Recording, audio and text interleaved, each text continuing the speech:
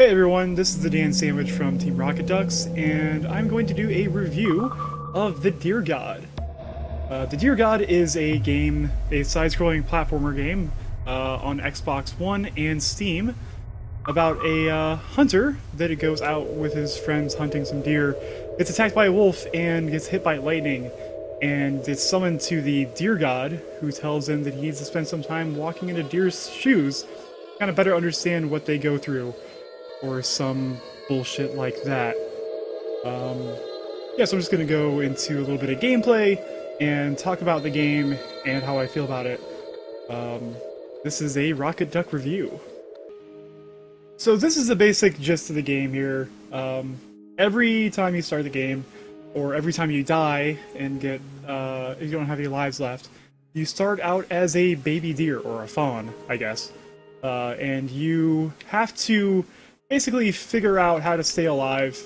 You have a hunger bar, is that green bar in between the top bar and the bar on the bottom. The top bar, of course, is your health, and the bottom bar is your magic or energy. So doing attacks takes up that energy bar. You'll eventually learn some magic spells that will also drain from there as well. So I didn't mention yet, but this is kind of in the vein of like a Metroidvania type game, where you have to kind of explore the environments, and there are certain things that you can't get to until you learn the abilities that you need to do before you can do that. So basically, I mentioned the survival aspect. The big thing is that you do need to eat food to keep that hunger up, because if it drains down low, then you will get hungry and starve to death. The other thing is there will be aggressive animals in the overworld, I guess there's in the world here, that will attack you, things like foxes and things like that. You have to attack them to survive, and eventually there will be boss fights that you have to do as well. So there's quite a bit to do in the game, I guess, as far as variety. But my big issue with the game is in the way that it's designed. Just the core design of the gameplay. So there are biomes, and they randomly generate, and you basically have to keep running right until you get to the biome that you need to do in order to advance the storyline. Because there is a story that you have to do. You have to do quests and help people out and things like that. In order to progress the story. But you basically keep running right until whatever you need to do comes up. And it can take some time.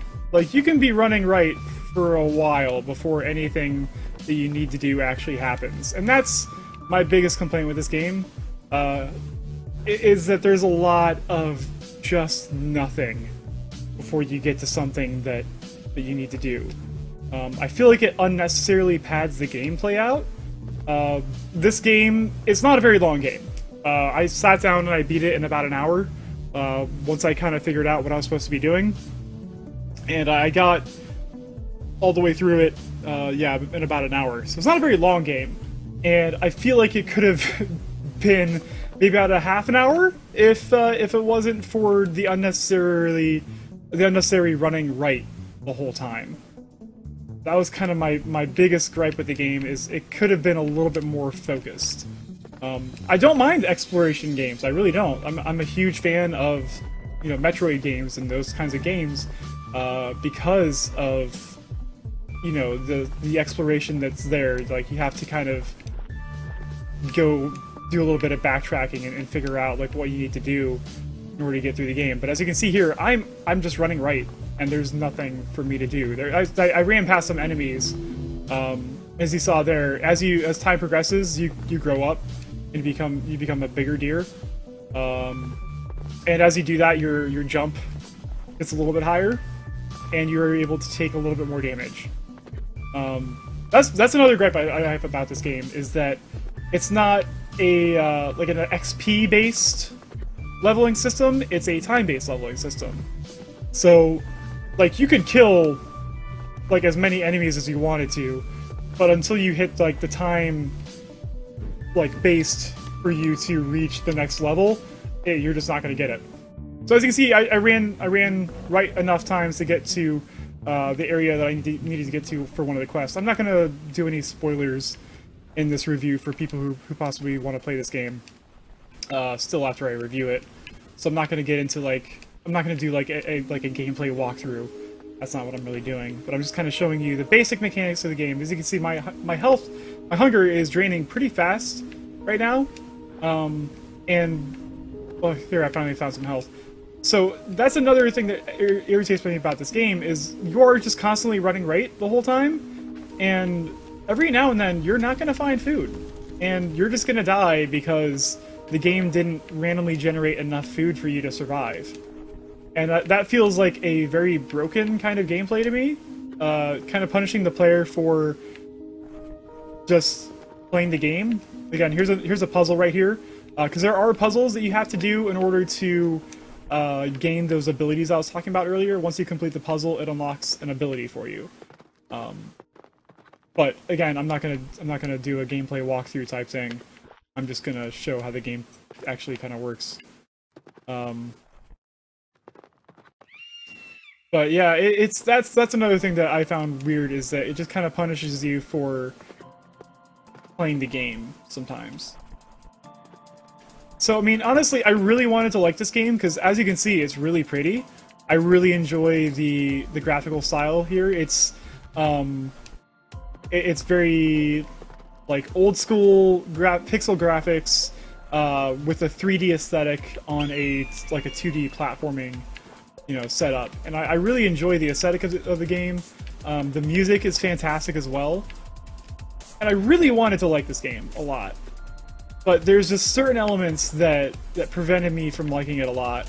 Throughout my playthrough of it, it just got to the point where all I was doing was running right, and I wasn't really doing anything that was fun. I was just running right and trying to find the next thing of food so I didn't starve to death.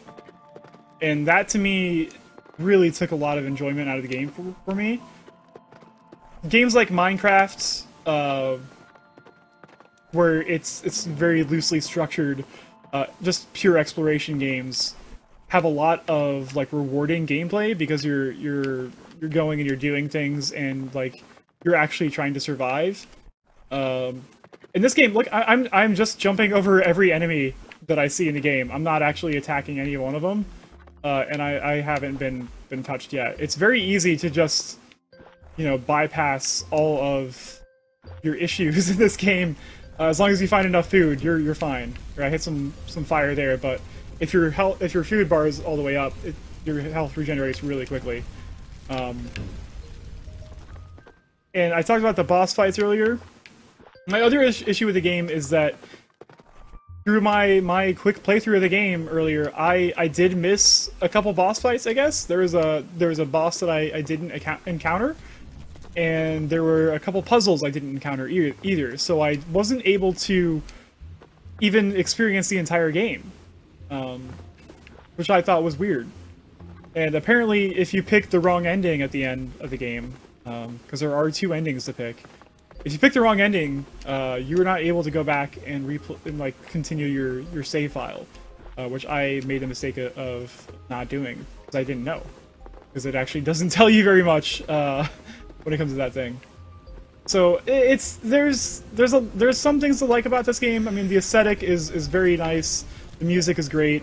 It has some interesting mechanics. For example, if I mate with this female deer right here, it's gonna give me a child, and if I die, I will respawn as that baby, which is kind of cool. I like that. I think that's a really interesting mechanic, a really cool way to give you some extra lives, and it will follow you around. The bad thing is the AI is just really dumb. So if I jump over this fire, there's a good chance that baby is just gonna walk in the fire and die, and then I'm never gonna have that life again. So things like that, it's just really bizarre to me that they give you these interesting mechanics, and then they find ways to completely nullify them immediately. Things like that, things like the leveling system of being completely time-based. I really think that the randomly generated terrains and things like that, whereas you can just keep walking by the same place over and over again until you figure out what you're supposed to do.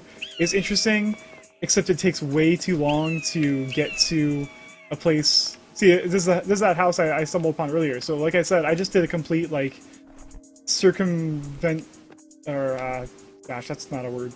I just did a complete lap of the map, and I got back to here. So that's a pretty cool mechanic. So like you literally can't get lost, which was even more puzzling to me, that I was able to miss things. Like with that sort of mechanic, you think that I would not be able to miss things, but I was. All right, here's a hunter. Hunters do a lot of damage, and you really got to get away from them unless you have some of the higher level abilities to kill them. So yeah, I mean and the boss fights, really unimpressive.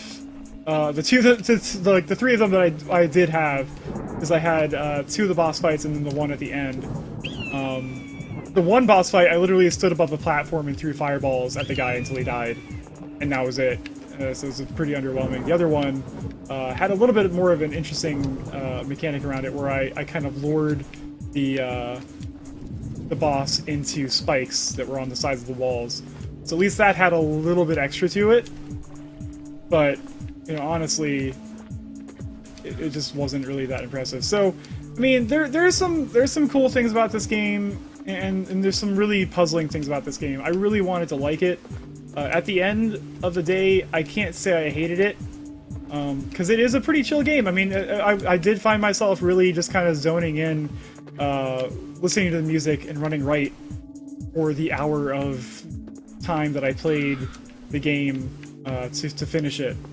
But I was pretty frustrated with the lack of satisfaction I got from having beaten the game, because it doesn't really tell you anything what you're supposed to do, which is fine, because again, Minecraft doesn't tell you anything. And it's really satisfying when you figure it out and you like build yourself a structure and you survive your first night and things like that. This game, it doesn't tell you anything, and you just kind of are like, alright, well, what the hell am I supposed to even be doing? And you're just, running right. There's a very good chance that, somebody could play this game for a very long time and never see any of it, because they just don't know what they're doing and just keep running right forever. So, I mean, I think that games shouldn't have to hold your hand. I'm totally fine with games being a little bit, what's the word I'm looking for?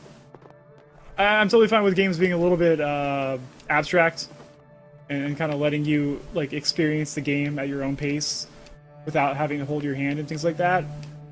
I do think this game could have done a little bit better job in giving you some sort of direction, because without it, you're literally just doing laps of the map over and over again, and there's no fun in that. So really, I mean, it's again, I'm really torn, because I wanted to like this game. There are some likable things about this game, but I honestly don't think I could recommend this to a whole lot of people. It's just frustrating, confusing, and a little weird. Now, there are some other cool mechanics as well. Again, more stuff that I did like about this game. There's a morality system. So I mentioned you can kill enemy animals that are trying to attack you, and obviously you want to do that or else you'll die.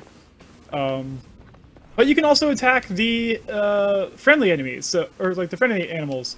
So like the deer and the cows and stuff that you see throughout the world that have little hearts above their heads, you can attack them too. And if you kill those guys, you gain like a negative karma. If you kill the enemies that are trying to attack you, you get positive karma.